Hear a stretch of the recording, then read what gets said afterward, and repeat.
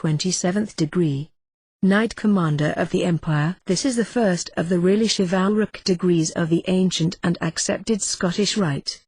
It occupies this place in the calendar of the degrees between the 26th and the last of the philosophical degrees, in order, by breaking the continuity of these, to relieve what might otherwise become wearisome, and also to remind that, while engaged with the speculations and abstractions of philosophy and creeds, the Mason is also to continue engaged in active duties of this great warfare of life.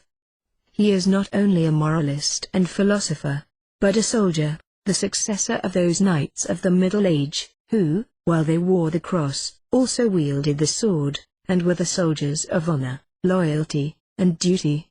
Times change, and circumstances, but virtue and duty remain the same. The evils to be warred against but take another shape and are developed in a different form. There is the same need now of truth and loyalty as in the days of Frederick Barbarossa. The characters, religious and military, attention to the sick and wounded in the hospital, and war against the infidel in the field are no longer blended, but the same duties, to be performed in another shape, continue to exist and to environ us all. The innocent virgin is no longer at the mercy of the brutal baron or licentious men-at-arms, but purity and innocence still need protectors. War is no longer the apparently natural state of society, and for most men it is an empty obligation to assume that they will not recede before the enemy, but the same high duty and obligation still rest upon all men. Truth, in act, profession, and opinion, is rarer now than in days of chivalry.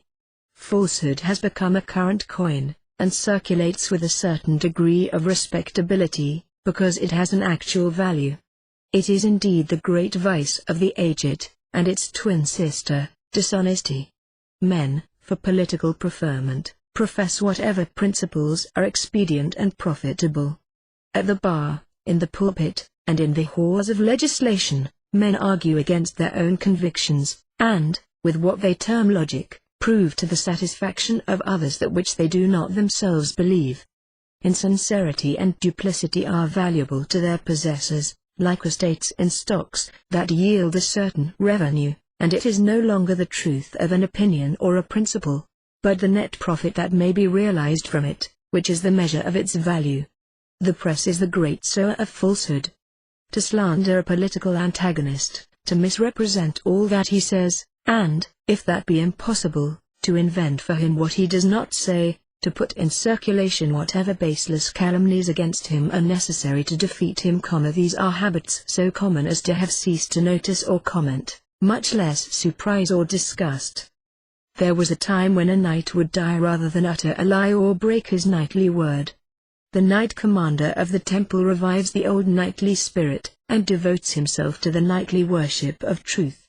No profession of an opinion not his own, for expediency's sake or profit, or through fear of the world's disfavor, no slander of even an enemy, no coloring or perversion of the sayings or acts of other men, no insincere speech and argument for any purpose, or under any pretext, must soil his fair escutcheon. Out of the chapter, as well as in it, he must speak the truth, and all the truth, no more and no less, or else speak not at all. To purity and innocence everywhere, the knight commander rose protection, as of old, against bold violence, or those, more guilty than murderers, who by art and treachery seek to slay the soul, and against that want and destitution that drive too many to sell their honor and innocence for food.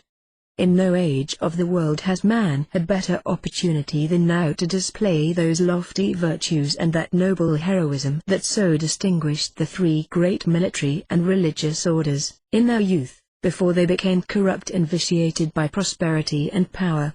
When a fearful epidemic ravages a city, and death is inhaled with the air men breathe, when the living scarcely suffice to bury the dead, most men flee in abject terror, to return and live, respectable and influential, when the danger has passed away. But the old knightly spirit of devotion and disinterestedness and contempt of death still lives, and is not extinct in the human heart. Everywhere a few are found to stand firmly and unflinchingly at their posts, to front and defy the danger, not for money, or to be honored for it, or to protect their own household, but from mere humanity, and to obey the unerring dictates of duty. They nurse the sick, breathing the pestilential atmosphere of the hospital. They explore the abodes of want and misery. With the gentleness of woman, they soften the pains of the dying, and feed the lamp of life in the convalescent. They perform the last sad offices the dead, and they seek no other reward than the approval of their own consciences.